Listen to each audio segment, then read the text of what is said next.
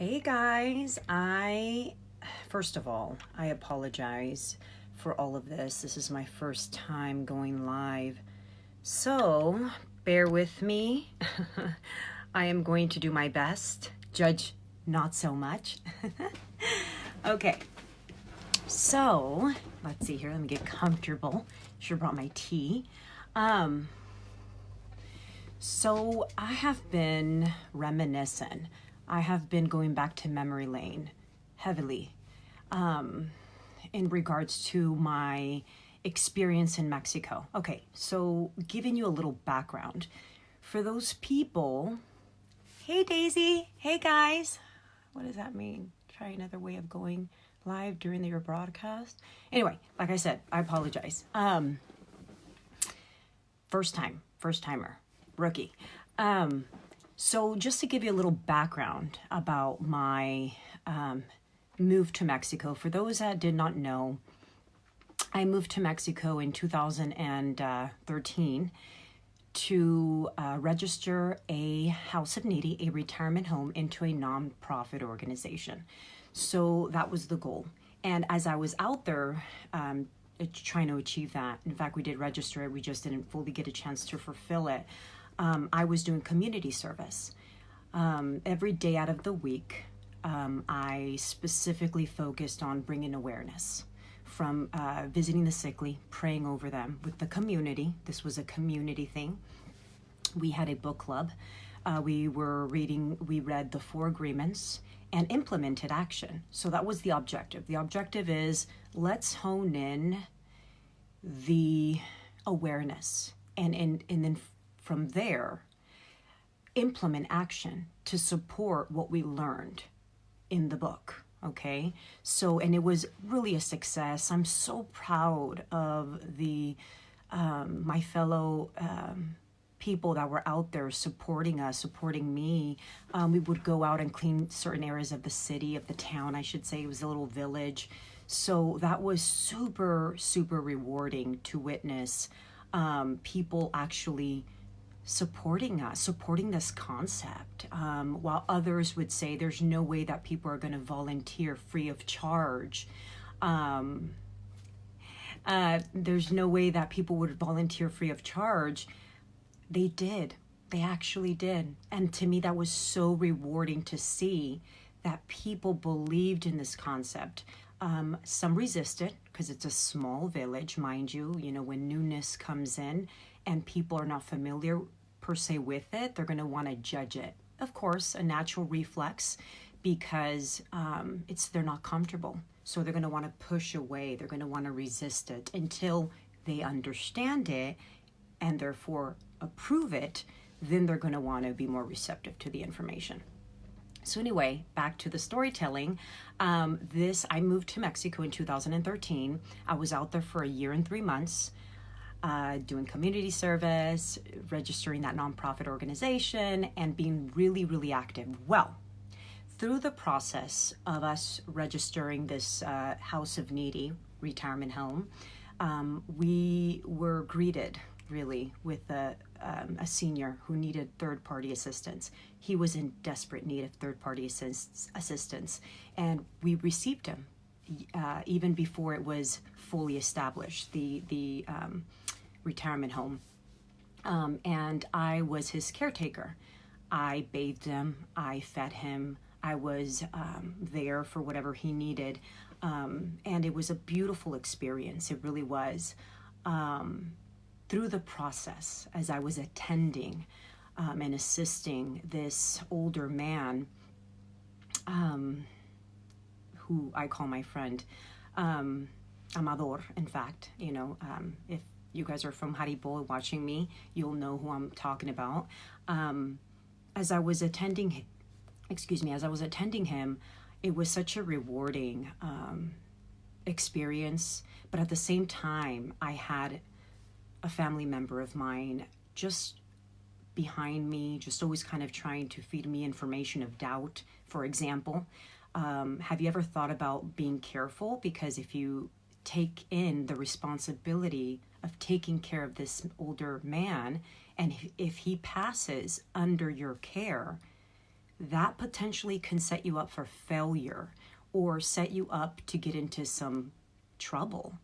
And the way that I received that information, I really didn't want to receive it actually. I was pushing that away, his comment away. I would always tell my tío, please reserve your opinions to yourself. I don't want to, have doubt in my head. I know that I'm doing a good thing. I am supporting, this is for a good cause and God has my back. So he's going to protect me. And I don't think that I would be faced with that experience of him passing under my care, basically. And he just would always kind of remind me, I don't know, it was weird. It was like he would bring it up more often than not, like saying, be very careful, this man is under your care, and if he passes, you're going to get into some trouble. So the main thing here that I wanted to express to you guys is that as he was telling me this, what I knew that I was feeling, that my body was feeling, as well as my mind, is rejection. I was wanting to reject his comment, and also I was annoyed by him. Every time he would come around to try to help, I would feel like, are you really helping me? Or are you here to criticize? So I found myself just resisting his presence because I did not want to believe that it was probable that he could pass under my care, that potentially I could get into some issues, trouble, if he did pass under my care. So there was a fear of, holy moly, I didn't put that into the equation. If he passes under my care, what does that then mean for me? So because I didn't want to think about the worst case scenario, I didn't want to think about that, because I was convinced that God would protect me, especially if he brought me to Mexico, then he's going to take care of me. There's no way that this would be an outcome of this whole experience. So he passed. He ended up passing in November. I actually found him dead. I was going in to give him his breakfast since I cooked for him. And when I was knocking on his door to serve him breakfast, I didn't hear anyone. I heard no movement, no noise of any sort in the background. So I was, confused. And then I started panicking, and I was trying to push the door open, and I couldn't open the door, to then come to the realization that he was on the ground. He was on the ground. He was blocking the door from being pushed open. So that, oh my God, if I begin to tell you the overwhelming sensation that I felt. First of all, the shock. Oh my God, is he dead?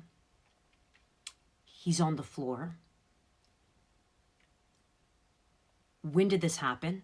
Trying to basically unravel how this was possibly happening. And this was actually happening to me. I was like, oh my God, this is actually happening to me. The man passed under my care, and I started freaking out. I was shaking. I was in complete, utter shock. I looked at his face and his eyes, and yeah, he was dead. In fact, he had his mouth open. Such a vivid imprint in my mind. I didn't know what to do, but then I finally had a grip. I was like in the immobile state where I couldn't move, because that's what happens when you undergo shock. When the body goes through a shock, it's like you freeze. You become immobile. So I then was able to kind of gear from that space, and I thought, okay, well, let me tell the priest, because at the time, this facility that we wanted to make into a operable retirement home was in El Curato, which is attached to the temple. And so I decided to migrate over to where the priest was to let him know. And when one of his helpers opened the door, I started just bawling and I was shaking. I was in complete distraught. And she sat me down and I told her, oh my God, I think, he's dead. And they checked, and sure enough, they concluded that he had passed. And here's the deal. I feel that if I would have prepared for a worst case scenario, this that happened to me wouldn't have impacted me in the level that it did. It literally impacted me in a way where I couldn't even believe that it could be an outcome, even though it was brought to my attention. In fact, I was annoyed by the person, as I said, that brought it to my attention. But to come to the rude awakening that it happened, I was enduring so many emotions.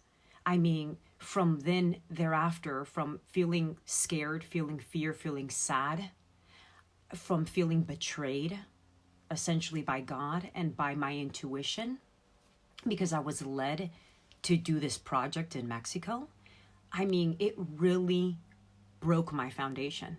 It took me to the next deep depression, or the second deep depression ever encountering. I mean, not sure if you guys know this. I know that I have, or some of you know, that I have a journal on my website, or even on my Facebook page, my personal one. I would document my experiences since my mother passed away.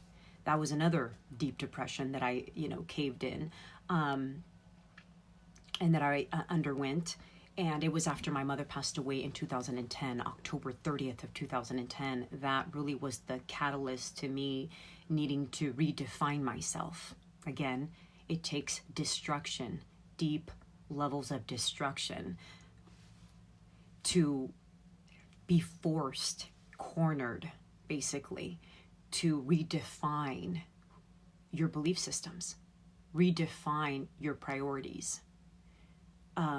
And so, as I was saying with my mom, it was indeed the catalyst for me to just start a journey with a relationship with myself. But anyway, where I want to really, hone in on is the experience of Mexico. So the Mexico experience was in 2013, as I mentioned. So when Amador passed away, I again felt forsaken. I felt destroyed. I felt angry. I felt resentment. I felt, as I said, betrayed by God and whoever led me. All my, I'm a believer of angels and stuff like that, and my spirit guides. I really felt like, how could this have happened? I even was angry at my uncle, who kept on putting into perspective, or kept on telling me, you do know that this is dangerous. You could be liable if he passes under your care. I was angry that it happened because I was trying to be optimistic. I felt being optimistic and positive meant not to think of worst case scenarios. And I'm going to repeat that. I really want you guys to really understand this. I felt that being positive and me wanting to vibrate at my highest frequency meant not to think of worst case scenarios, not to dwell on negative outcomes. I'm not saying for people to dwell on negative outcomes. That's not what I'm saying. I'm saying use your wisdom. Wisdom is given to us for us to prepare whenever we do genuinely sense that there's a potential danger. With wisdom, move forward in caution. Plan for worst case scenarios. For example, this crisis. Admit to the fact that we are afraid. Because I noticed that as positive people, community, I like to call us the self-help community, the therapy community, the community that just is all about love and light, or positiveness. There's a very important component here. We do need to consider, in my personal opinion, that's why I'm storytelling, to consider and prepare for those worst case scenarios. Not in a sense where we're dwelling in it and just distraught and immobile. No, from the standpoint of, okay, if that was to be a probability, if I was to get, in this case, infected with the coronavirus, what would I then do next? What actions would I take to protect myself, to protect my family? Basically, that in and of itself, allowing yourself to process in your head, in your body, the worst case scenario is going to give you empowerment. It's going to give you empowerment. I say this because from that experience in 2013, November, when my friend died, I went down in that deep depression.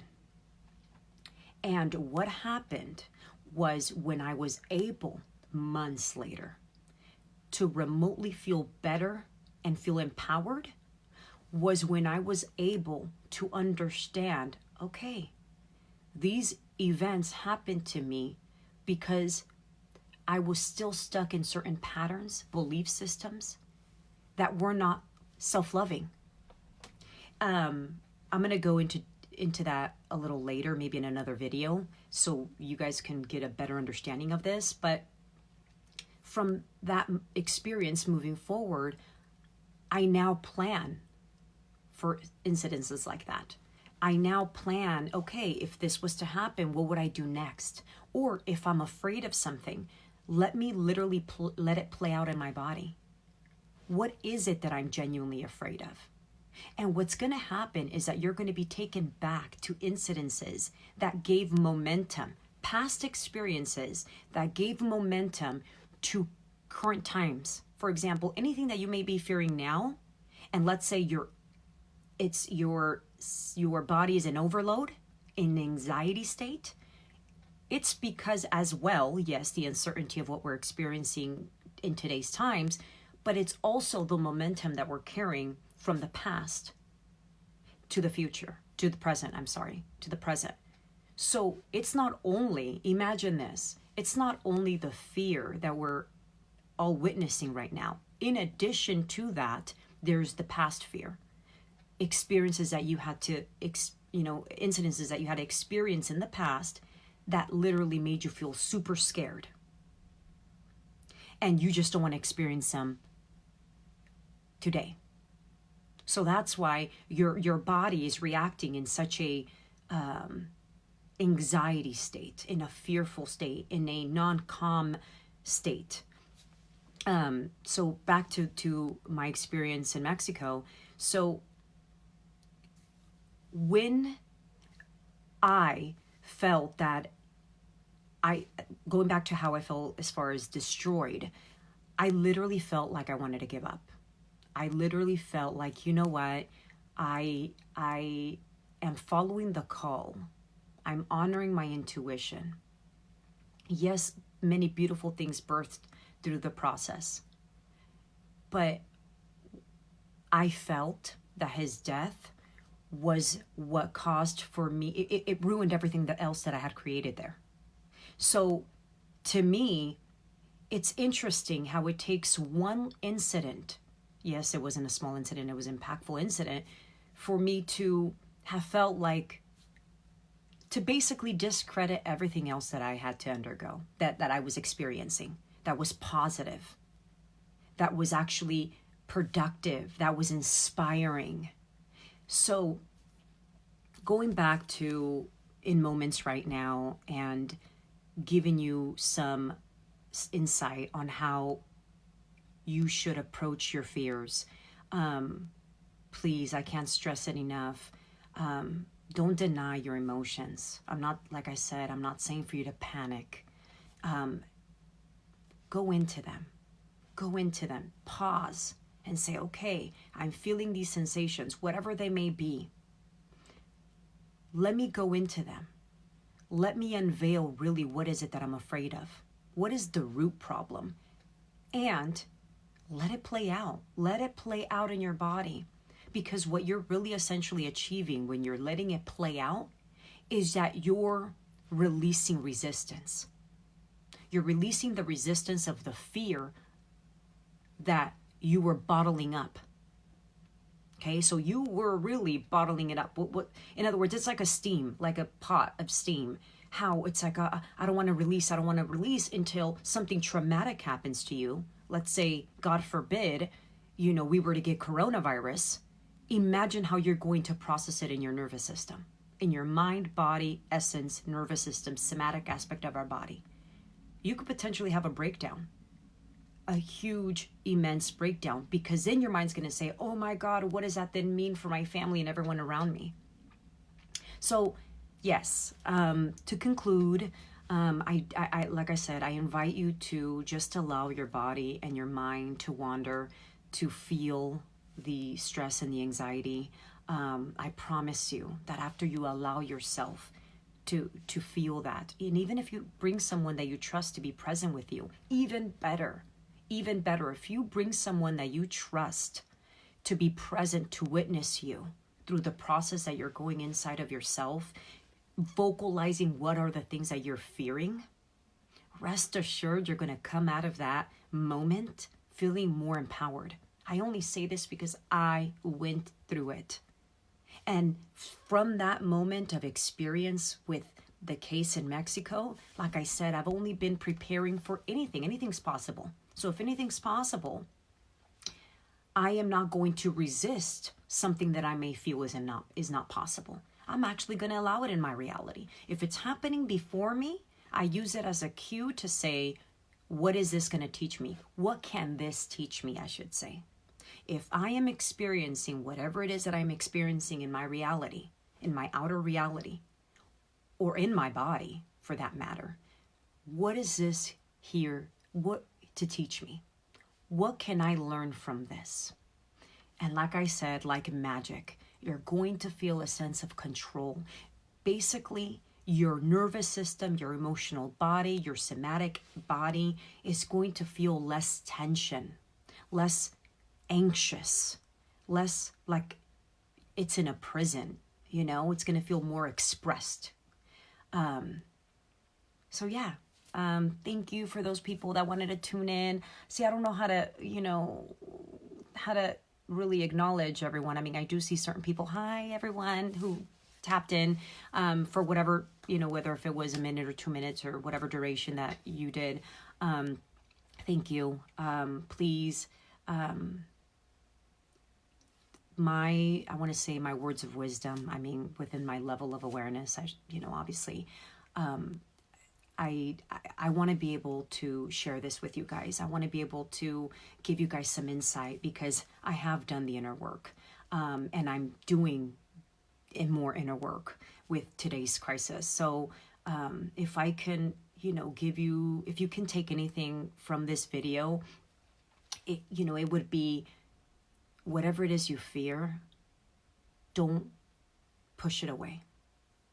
Invite it, have a conversation with it. And then trust someone. Whoever you trust or feel safe with, explain to them how you feel.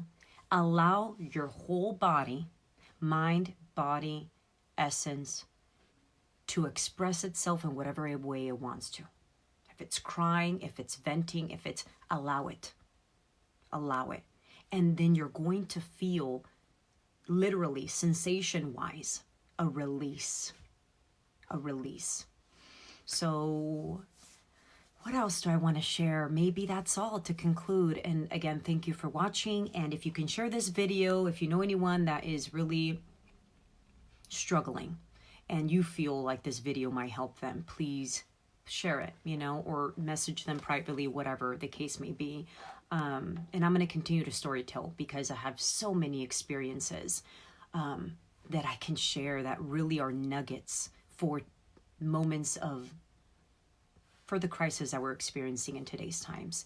So thank you again. And this is Josie with Emotional Wisdom. And you guys can read actually more of my journey on my journal that I have on Facebook, on my personal page. I've actually, never mind. It's not only on my personal page. It's on my business page as well, Emotional Wisdom, and it's also on my website. So go over there and check out my journey through my search for inspiration. And there's a lot of information. But again, really cool nuggets for you to have in your pocket for moments of distress. All right, guys, thank you again.